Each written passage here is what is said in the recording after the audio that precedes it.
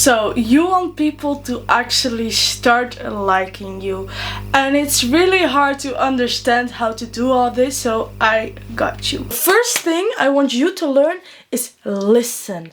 People nowadays in this generation have an attention span of a goldfish. They can listen for 20 seconds maximum, and then it's done. Then they just don't get the information in their head. But do you know how important someone feels when you actually listen? When you're actually asking questions about the story they are telling? That will mean so much to them because they are not used to that. Most people, when they talk to someone else, and I bet you do that as well, is they hear their story and they kind of listening, and in their head they are thinking, okay, what am I going to respond? What story do I want to tell? What topic do I want to talk about? No, it's not about you, honey. No, it's about them because you want them to like you. And I have proof of this. I tried this the other day, a few days ago. I went to an event. There was this older lady, and she was a Pakistan woman. She wasn't very good in our country's language, but I talked with her and listened to her story, and she continued talking. I struggled sometimes to understand her, so I asked questions to better understand her. I didn't make her feel less important. I didn't interrupt her. I didn't try to put my topic onto her. And at the end of that conversation, we took a long walk, 20 minutes walk together. And when she needed to get to her own way and I needed to go my own way, she told me, hey, you are such a nice person, you are very social, I really like you. If you ever want to come over, let me know, then we can drink some coffee. I'm just a 19-year-old talking to this 50-year-old lady who says that she really appreciates me. Well, mind you, I wasn't really sharing anything about myself. She was the one talking and doing the talking. And because I was listening, that really made her appreciate me and really made her like me. If you are getting closer to someone, don't only be listening. Sounds very weird, right? Because I was just telling you, like, you should only be, you should be listening, you should let them talk. People love to talk, but if your relationship is getting deeper, if you're starting to develop a friendship, if you're meeting up a few times more than you would normally do with someone, you know, like the second appointment, third appointment, whatever, you should also be sharing some of you. Because I had a friend, which was such a lovely girl. I really liked talking to her because she let me talk, you know, she let me do the talking, and I really liked that. But at some point when we were talking a lot of times and having different conversations about different topics, I realized, like, whoa, who is she? And she was very much into being a bit mysterious. When I would ask her a question, she would then answer shortly and then go back to me and go back to me and go back to me, which made me not trust her anymore. So don't make it all about you, but do make sure that if you're getting into a friendship or a relationship or, you know, a bond with someone, start sharing a little bit about you too, so that people can know who you are and that it doesn't feel like they are telling a stranger all these things. Because the more you meet that person, you will think about what this person does in your life, and if you like this person, you would constantly be thinking that. And if I don't know anything about you, I am going to ditch you. 3. Find similarities. We love to see ourselves in someone else. Why? Because us human beings need familiarity. Even that just even shows why people go to toxic people all over and over and over and over again, because that's what they are familiar with. When they go to a healthy relationship, they are not familiar with that. That's why they continue with those toxic people, because that's familiarity. So if it goes only that deep with trauma and all those heavy things, why would you think that it wouldn't go into friendship? We love people with the same hobbies, with that think like us, same values. So when you're talking with someone, look at things that you have in common. And even if this person is very different, I have someone that I know who is in IT, in computers and in service and that kind of stuff. I am really not that type of person. I am a creative human being. But the thing we had in common was working towards a goal. We both had goals and we liked to share both our goals. So we had something in common, which made us click.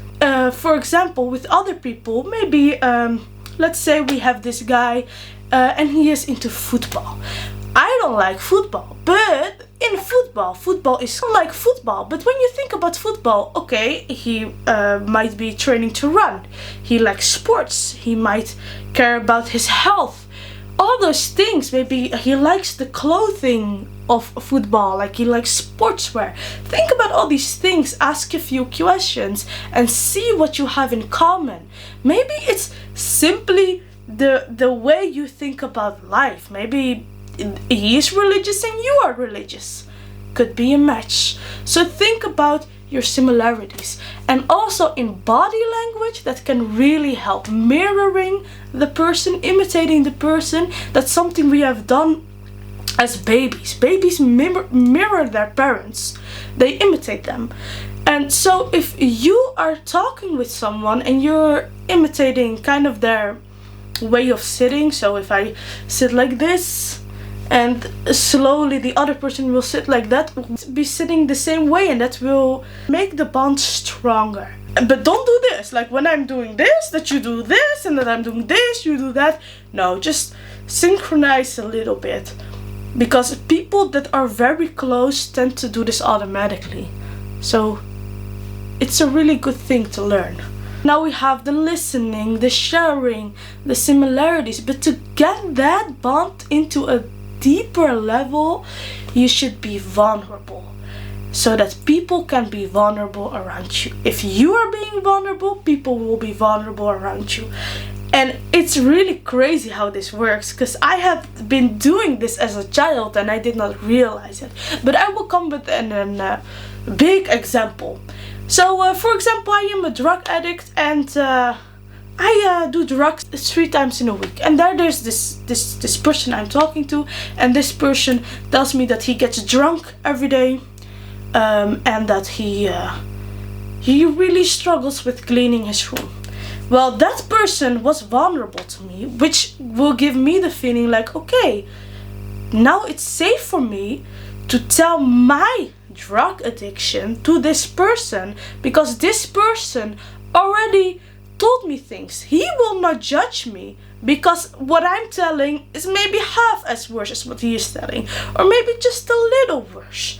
You know, that will make sure so you are being vulnerable, that person will feel safe, because you already gave them the opportunity to judge you, and because they obviously didn't do that, they will feel a safe place towards you. Like, okay, now I can be vulnerable, now I can tell things because you have things going on, you trusted me, and now I will give that trust back. That's how it really works. That's how you get that deep bond. And that's why I was able as a child, without even realizing, to create deep bonds so quickly with people that told me like, oh, I feel like I've known you for years and years and years. Because I was doing that, not consciously, but it's good to know it. And an important disclaimer in that is, yes, it's good to be vulnerable sometimes, but make sure that you are not the one constantly bragging about stuff, being a negative aura. Yes, you can be vulnerable sometimes. Yes, you can share your thoughts and emotions, but not drain their energy by your constant negativity. And sometimes it's not even that people are like talking and trauma dumping. No, sometimes people are just negative. Like, instead of saying, oh, it's a nice weather, they're like, oh, I hate the sun. But when it's raining, oh, I hate the rain. Or when someone is telling you a goal, I don't think you're going to achieve that. Do you really think that this person will tell you again about their goals if you're being so negative? I hate being around negative people. I like being about positive people. If I tell you I'm stressing about my exam and you're coming to me and say like, you can do this. It's so much better than someone else like, yeah, I know, and it's so hard and I'm not sure if you're going to get it. Excuse me? And also a best friend of mine, she really struggled with her exams, and she thought, okay, I'm not going to get through this school year, because she had only negative people around her telling her, you're not going to make this year, you're going to fuck this up, you're going to ruin this year, you should just give up. And then one day we went to the library together, and she tells me, Maura, I'm so stressed, I'm not going to get through this year. And I told her, girl, of course you can get through this year. You can do this. What do you mean? You're so intelligent. How can you think that you're not getting through this? You can just study. The only thing you have to do is study. Study 3 hours, 4 hours. Study. Just do it and you will get there. And she needed someone positive to speak that into her. And now her grades are getting up and up and up. And it made a difference in her life. While other people are being negative and you're bringing someone down. Bring them up, lift them up, give the positive vibes. Because people need that nowadays. And maybe your friend is in need of that positive words, because people are talking you down. And it's so, so bad for their energy. Next is, instead of criticizing, start appreciating. There has been this study around animals, which is which came out that animals who were being rewarded for good behavior learned so much more than animals who were being punished for bad behavior. So what can we learn out of this? Instead of criticizing people, saying, oh, you never take me out on a date, oh, you're so, yeah, why would you ever do that? Start appreciating. Say, oh, it's so, thank you for bringing me this cup of coffee. And all those little appreciations will make them motivated to do more for you, because people thrive on those things. People want to feel important. People want to feel appreciated. Everyone is just living their lives and they are in their own bubble. It's so nice to have someone appreciate you.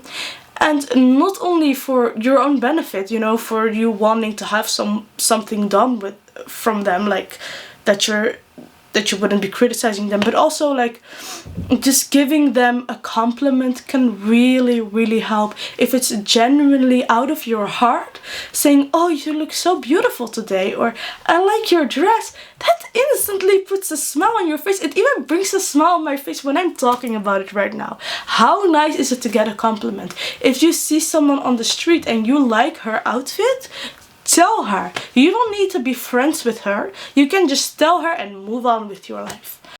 Don't underestimate how important this is to appreciate, because this is even used in business.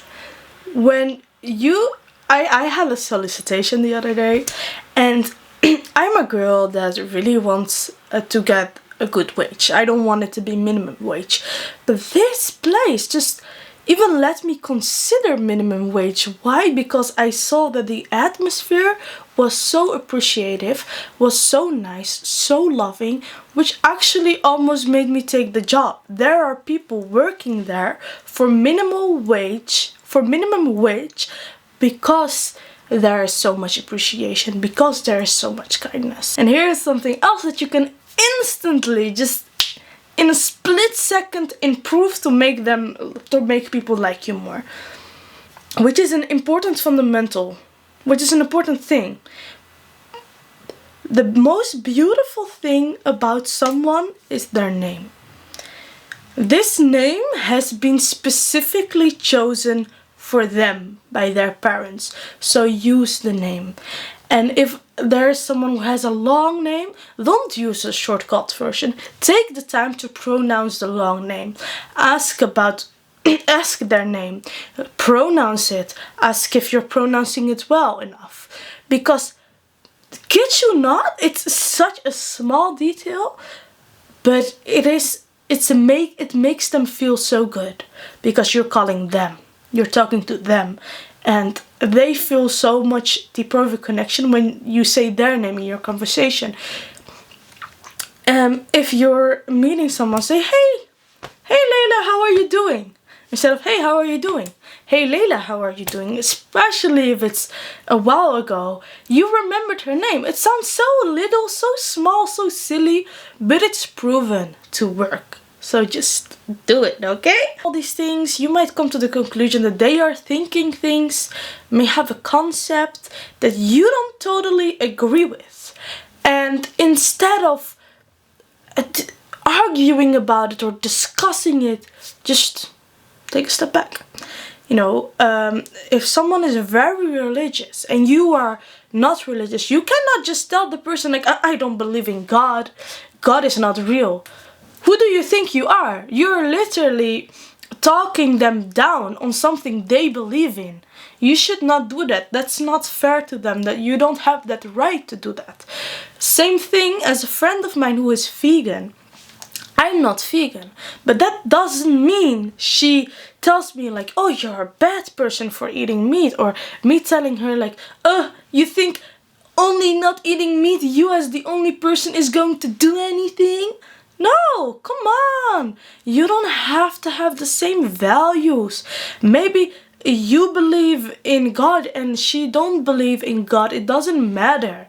There is no right, there is no wrong. Okay, so don't get into those deep conversations. Like you can talk about, if the person is open to it, to talk about different opinions, and they really like to listen to your perspective, and you like to listen to their perspective. If they're super open-minded, you can probably discuss things, but never disrespect. It's better to just leave the argument. Don't go into the argument, because even if you have the argument and you win, yeah, then did you really win? Because you made that person feel like shit. You made that person feel like a loser. Did you then win?